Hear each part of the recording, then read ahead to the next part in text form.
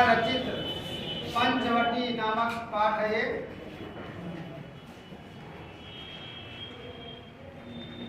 पंचवटी प्रस्तुत रचना पंचवटी नामक खंडकाव्य से संकलित है।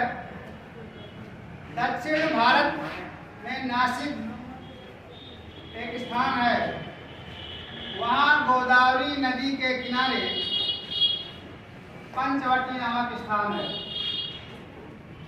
यहाँ पर भगवान श्री रामचंद्र जी ने वनवास के समय सीता और अपने छोटे भाई लक्ष्मण के साथ 14 वर्षों तक का समय व्यतीत किया था।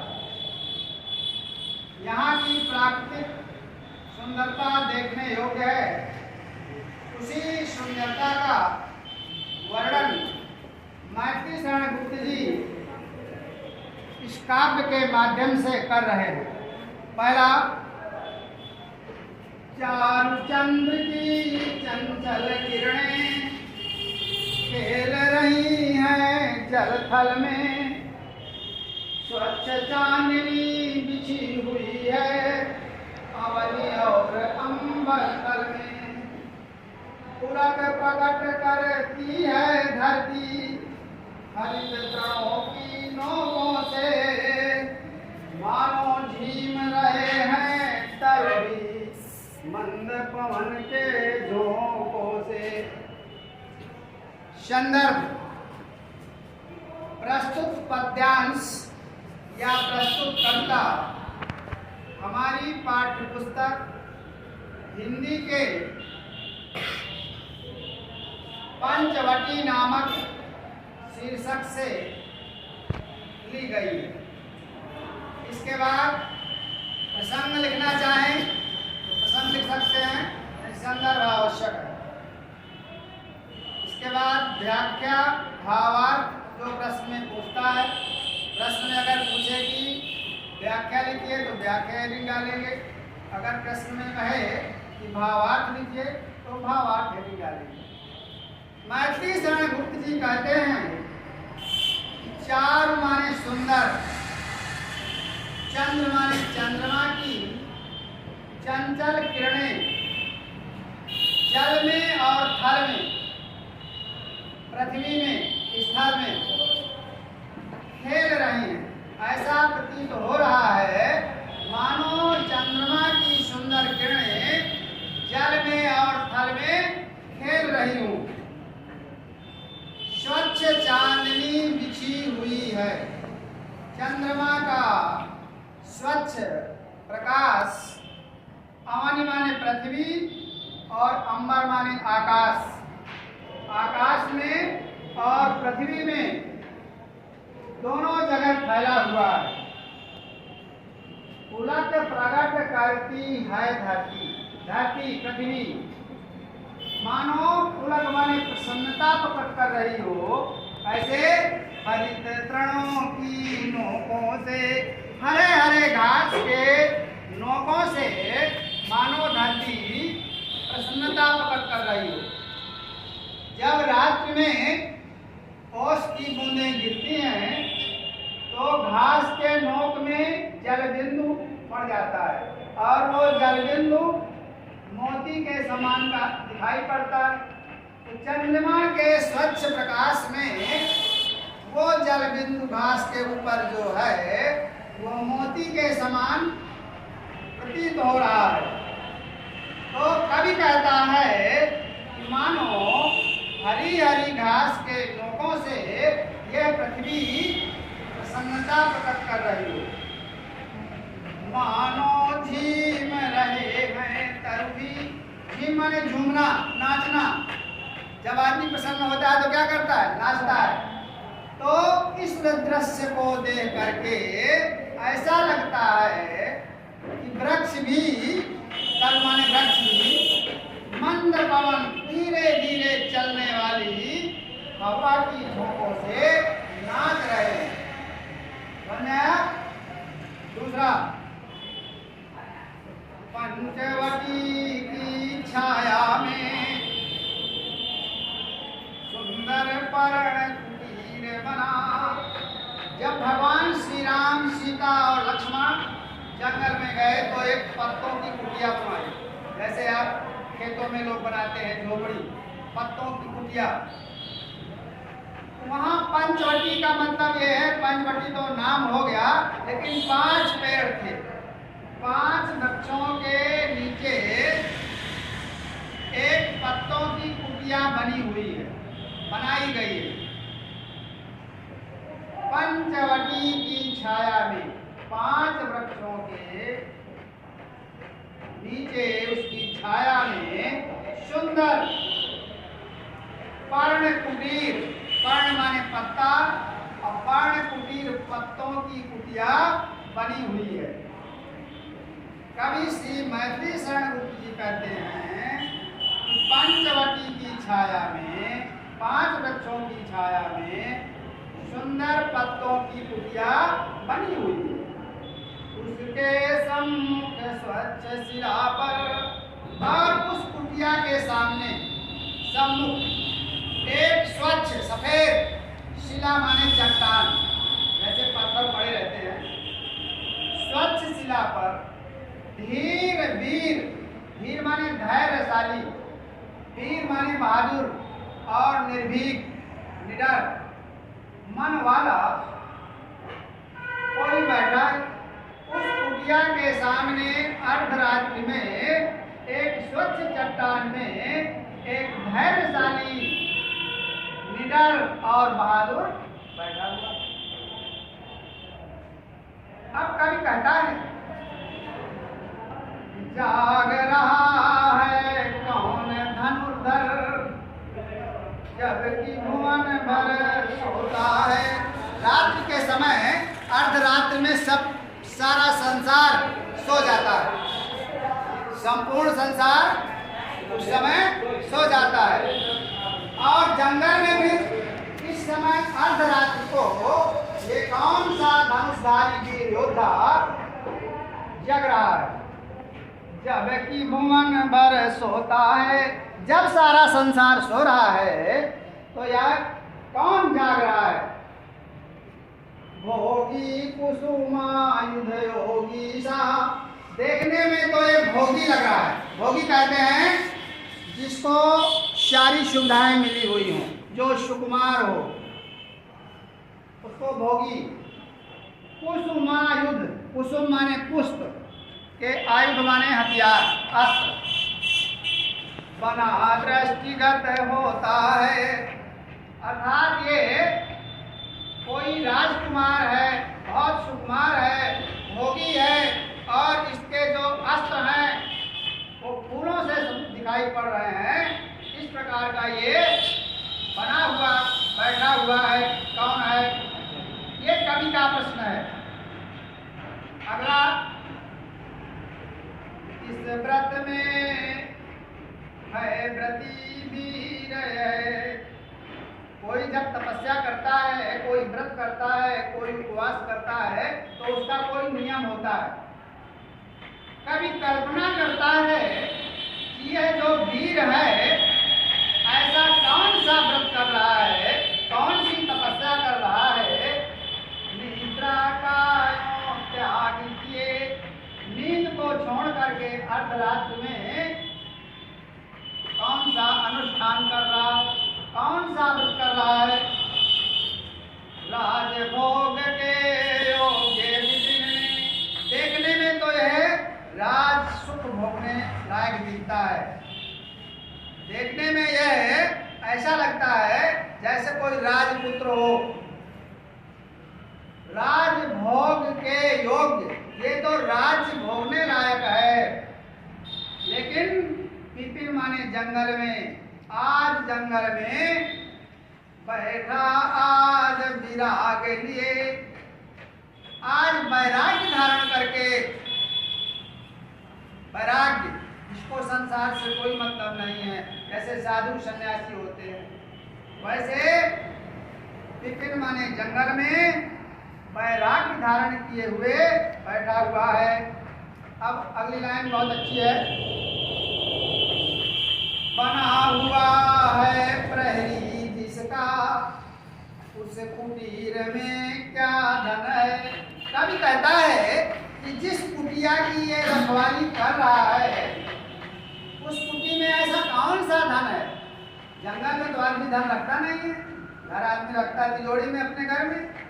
कवि कहता है कि जिस कुटिया की ये रखवाली कर रहा है उस कुटिया में ऐसा कौन सा बड़ा धन है जिससे ये रखवाली कर रहा है। जिसकी रक्षा में रत इसका तन है मन है जीवन। जिसकी रक्षा में अपना तन शरीर मन और जीवन सब अर्पण किए हुए है, क्योंकि लक्ष्मण जी बिल्कुल बाण चढ़ाए हुए सावधान मुद्रा में बैठे हैं। तो कभी ये कल्पना कर रहा है कि उस कुटिया में ऐसा कौन सा खजाना है। अगला बहुत अच्छा है, ये देखिए। मर्त्य लोक का मालिन्य मेटने स्वामी संग जो आई है। बहुत सुंदर कविता है। मर्त्य लोक, इस मृत्यु लोक जहाँ पर आदमी मरता है और फिर जन्म लेता है। मृत्यु लोक में जन्म और मरण है, स्वर्ग लोक में नहीं। कवि कहता है कि मृत्यु लोक की मालिन्य माने गरीबी को मेटने के लिए, दूर करने के लिए स्वामी संग, अपने स्वामी श्री राम के साथ जो आई हुई है। समझा ना। मृत्यु लोक की गरीबी को दूर करने के लिए अपने स्वामी श्री राम के साथ जो आई हुई है। तीन लोक की लक्ष्मी ने यह कुटिया जय अपनाई है। वो कोई साधारण महिला नहीं है, वो साक्षात तीनों लोकों की लक्ष्मी है। विष्णु भगवान अवतार है श्री राम जी और उनकी पत्नी सीता लक्ष्मी अवतार। कवि कहता है, गुप्त जी कहते हैं कि मृत्यु लोक की गरीबी को दूर करने के लिए अपने स्वामी श्री राम के साथ जो आई हुई है वो तीन लोक की लक्ष्मी है, जिन्होंने आज इस कुटिया पर निवास किया है, डेरा डाला हुआ है। वीरवंश की लाज यही है, फिर तो वीर न हो रही। जो वीरवंश बहादुर है उनकी ये लाज है, मर्यादा है। स्त्रियां घर की लक्ष्मी होती हैं, उनका मान सम्मान, उनकी सुरक्षा हर व्यक्ति की जिम्मेदारी होती है। अभी नारी महिमा पढ़ाया था ना हमने, उसमें था नहीं, यत्र नारीस्तु पूजन्ते रमन्ते तत्र देवता। तो वीर वंश की ये मर्यादा है।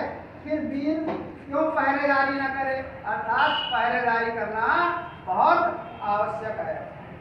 दूसरी बात क्या है, बीजन देश है निशा शेष है। बीजन, ये जो स्थान है जंगल का, ये जन मनुष्यों से रहित है। बीजन बिना मनुष्यों का है, जंगल में मनुष्य रहते हैं।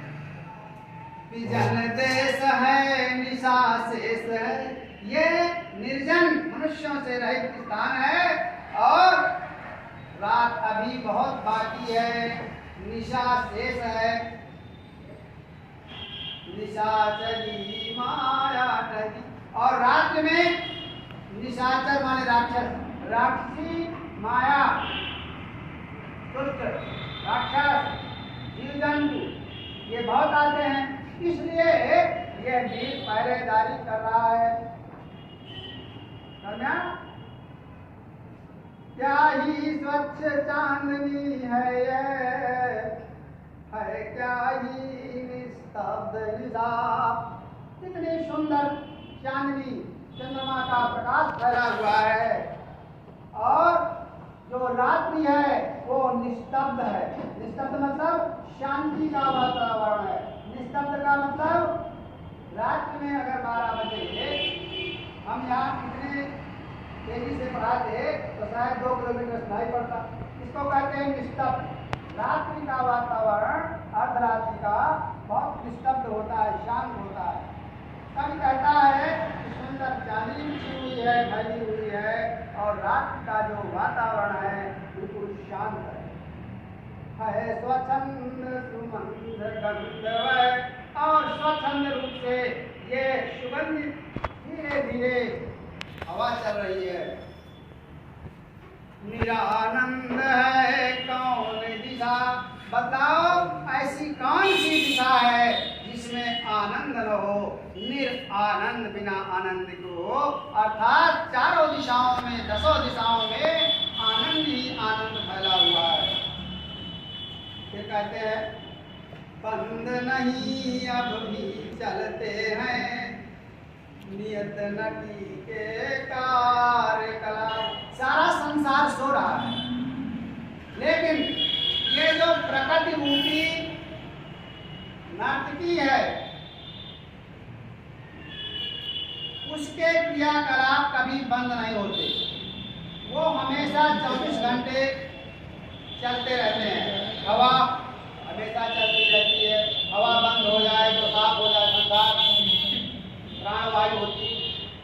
इसी प्रकार सूर्य और चंद्रमा और पृथ्वी ये सब अपना कार्य संपादन करते रहते हैं, लेकिन इतने एकांत भाव से, इतने शांत और चुपचाप, लेकिन ये अपने कार्य इतने आराम से, शांति से और चुपचाप अपना कार्य संपादन करते रहते हैं। अगला है बिखेर देती वसुंधरा मोती सबके सोने पर। जब सब कोई सो जाता है तो ये पृथ्वी वसुंधरा मोती बिखेर देती है, फैला देती है। कौन सा मोती? जो घास के ऊपर जल बिंदु हो जाते हैं, मोती की तरह दिखते हैं, और उन मोतियों को रवि बटोर लेता है उनको सदा सवेरा होने पर। और उन मोतियों को, ओस रूपी जो मोती हैं, उनको रवि माने सूर्य, प्रातः काल जब सूर्य उदय होता है तो कवि कहता है ऐसा लगता है कि उन सभी मोतियों को सूर्य इकट्ठा कर लेता है, बटोर लेता है, समेट लेता है, और विराम दायनी संध्या को दे जाता है। और वो सूर्य उन मोतियों को इकट्ठा करके विराम देने वाली, आराम देने वाली संध्या को, उन मोतियों को दे जाता है। जिस प्रकार से एक पति अपनी पत्नी को अलंकार शोभित करता है गहने इत्यादि से कपड़ों से, तो रवि सूर्य को यहाँ पर पति माना गया और संध्या को पत्नी माना गया।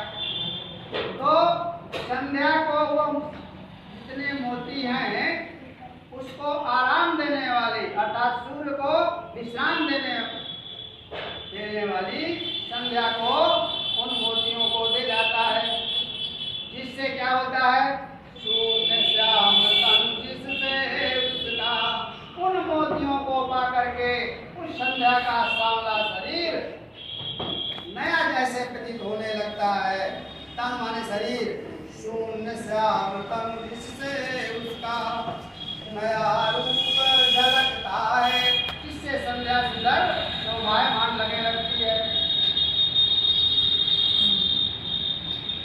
सरल तरल जिने तुहिने कणों से हस्ती हर्षित होती है। सरल माने सीधी, तरल माने लुढ़कती हुई। ओस की बूंदें घास में लगी रहती हैं तो कुछ जो है इधर से उधर हो जाती है हिलाने पर। जिन तुहिने ओस रूपी कणों से ये पृथ्वी ऐसा लग रहा है मानो हंस रही हो। हंसने में क्या होता है? दांत दिखते हैं, सफेद सफेद चमकते हुए, इसी प्रकार से जब हवा चलती है तो जो घास में मोती लगे हुए हैं वो सूपी वो इधर उधर लुढ़कते हैं। तो ऐसा लगता है कि ये पृथ्वी हंस रही हो। अति आत्मीय प्रकृति हमारे साथ उन्हीं से रोती है। और ये प्रकृति हमारी बहुत आत्मीय है, अपनी है। ये हमारे सुख में हंसती है और हमारे दुख में रोती है। तो दुख में आंसू निकलते हैं। तो जब वो मोती इधर उधर उड़ते हैं तो ऐसा प्रतीत होता है मानो ये हमारे दुख को देख करके ये प्रकृति रो रही हो रही है। अनजानी भूलों पर भी वह अदय दंड को देती है।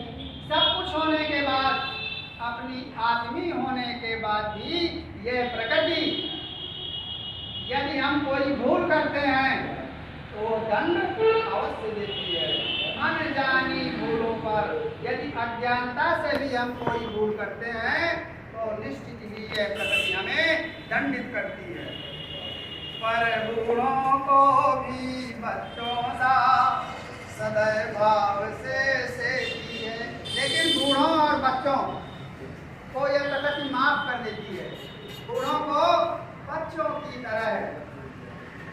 यह प्रकृति उनका है, पालन पोषण करती है। अगला 13 वर्ष व्यतीत हो चुके पर है मानो कल की बात। 13 वर्ष बीत गए। राम जी सोच रहे हैं कि 13 वर्ष बीत गए पर ऐसा लगता है ये कल की बात हो। वन को आते देख हमें जब आत अचेत हुए थे दात। जब हम जंगल को आ रहे थे तो हमारे पिता राजा दशरथ हमको देख करके बेहोश हो गए। सोचकर ऐसा लगता है कि अभी कल ही हम आए। तात्पर्य क्या है?